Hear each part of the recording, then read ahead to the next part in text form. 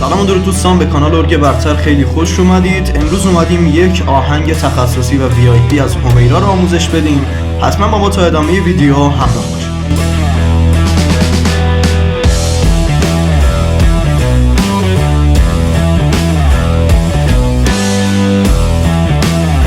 سلام دوست عزیز، خیلی خوش اومدی به این ویدیو. امروز اومدیم میشه همون آهنگی خودت درخواست داده بودی رو بهت یاد بدیم. یه آهنگ خیلی خوب و زیبا از همیرا هستش که برای نواختن این آهنگ ما باید چند تا نکته رو بهش رعایت بکنیم که آهنگی که میزنیم خیلی شبیه به آهنگ اصلی باشه. اولین نکته که باید بهش رعایت بشه چی هستش؟ دستگاه آهنگ رو اینجا میام روی نوا قرار میدیم، یعنی میخوایم یه چیزی مثل خود آهنگ بزنیم. حالا میمونه پرده آهنگ رو از اینجا میاریم روی 2 و میمونه ساز مد نظر که چه سازی رو ما باید انتخاب بکنیم برای این آهنگ.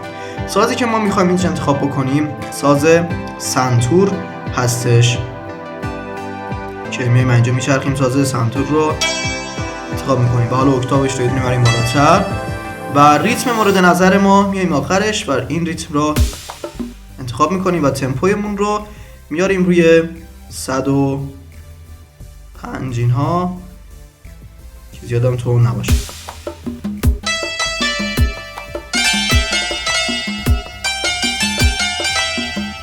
خب این از ریتم و اینم ساز و همه تنظیماتی که مرتبط با بخش نوازندگی بود. از اینجا اگه گوشیمون یاری بده میایم از قسمت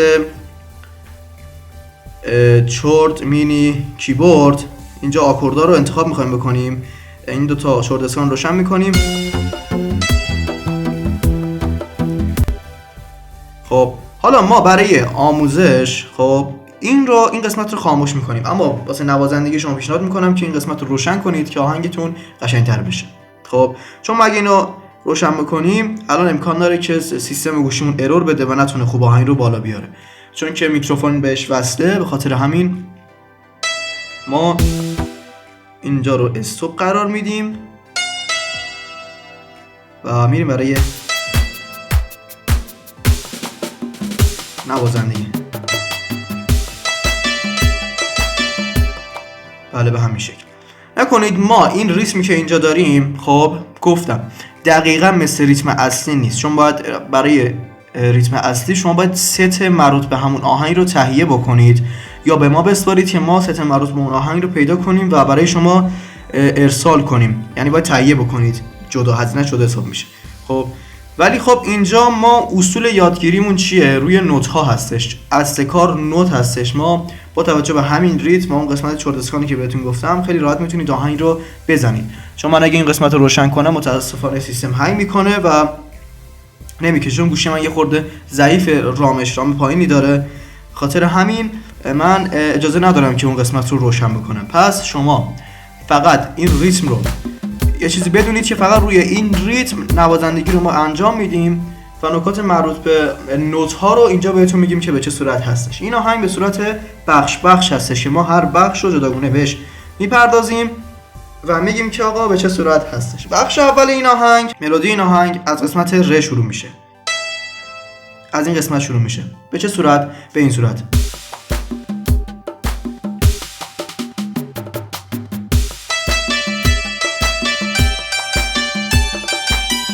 به همین صورت. پس بخش اول آهنگ شد ر دو. پس این کلا بخش اول از خط اول میشه ر دو. یاد داشته باش همراه با ریتم اینو میزنیم بعدن، اما الان میخوایم صورت خالی بهتون یاد بدیم.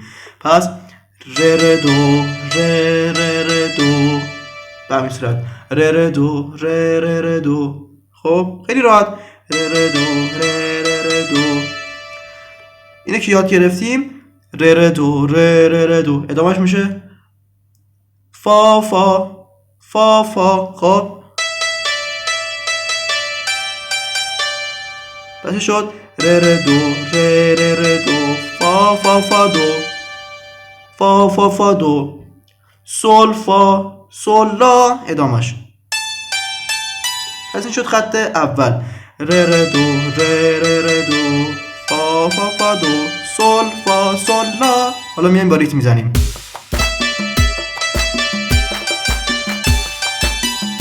خب به همین راحتی. این بخش رو 2 بار تکرار میکنیم. پس این شد ر ر دو ر ر ر دو فا فا فا دو سول فا سول لا. به همین راحتی. پس این شد از بخش اول. خب این بخش رو 2 بار تکرار میکنیم و حالا میریم قسمت بعدی که بهت میگم اونجا آهنگ رو بزنیم. بعد اینکه این بخش رو زدیم میاد اینجا این رو باید بزنیم. میگه فا فا سول لا سول فا سول فا می. به همین شکلی که میگم بزن، یعنی دونه دونه نزن نوتا رو. بعضی جا میبینی با سرعت بیشتری باید بزنی، بعضی جا میبینی با سرعت کمتری میزنی. پس این رو زدیم میایم اینجا فا فا سول لا سول فا سول فا می. خب حالا دقیقاً همین چیزی که اینجا زدیم رو یه بخش میاریم پایین‌تر برای یه بخش بعدی. می می فا سول فا می ره ره. به همین راحتی که نوتش هم داریم میبینی. پس اون از بخش اولی که زدیم، این از بخش دوم. حالا میریم همش رو در قالب ریتم بشنویم تا اینجا.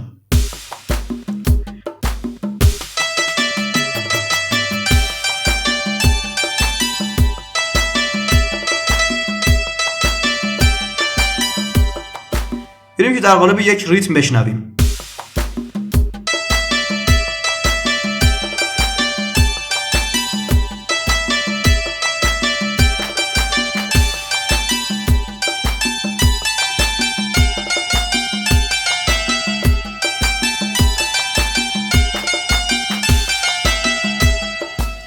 ببینید ما قالب اصلی اون نوتی که میزنیم رو روی صفحه نوشتیم. خب یه جا میتونیم مثلا به جای 2 تا فا 3 تا فا بزنیم، خب یا اصلا یه دونه بزنیم. این به خلاقیت ما بستگی داره. پس اگه تناقضی بین چیزی که زده میشه و نوتی که میبینی هست، اصلا نگران نباش، چون که شاید اصلا نباشه تناقضی. در کل بهت میگم خب یکی مثلا میاد اشاره میکنه، مثلا الله مثلا میگه یه آهنگ دیگه است، دارم مثال میزنم، مثلا میگه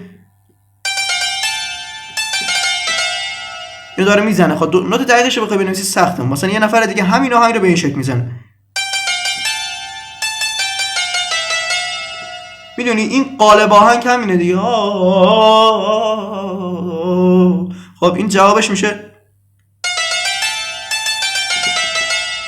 ولی که دیگه میتونه همینجوری بزنه.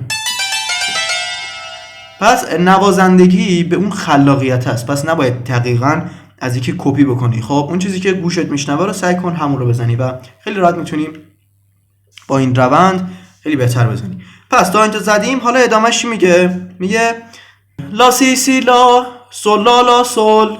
خب این از این. حالا اینجاش خورده طولانیه. اینجا این رو میزنیم لا سی سی لا سول لا لا سی فا سول سول فا می سول سول فا می فا سول سول فا می سول سول فا می. دقیقاً همین چیزی که میزنم رو بزن. خب پس میگه فا سول سول فا می سول سول فا می.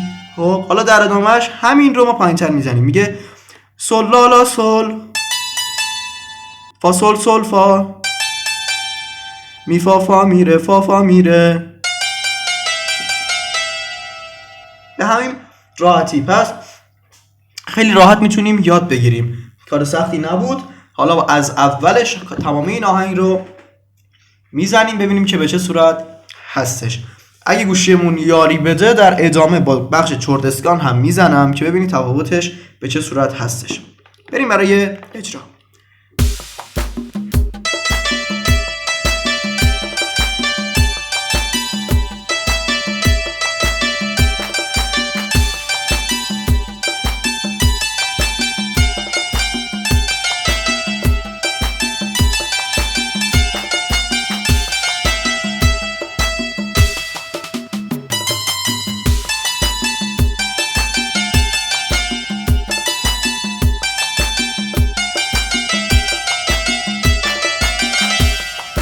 همین راحتی. حالا اگه گوشیمون یاری بده بریم ببینیم که با بخش چرتسکان به چه صورت هستش.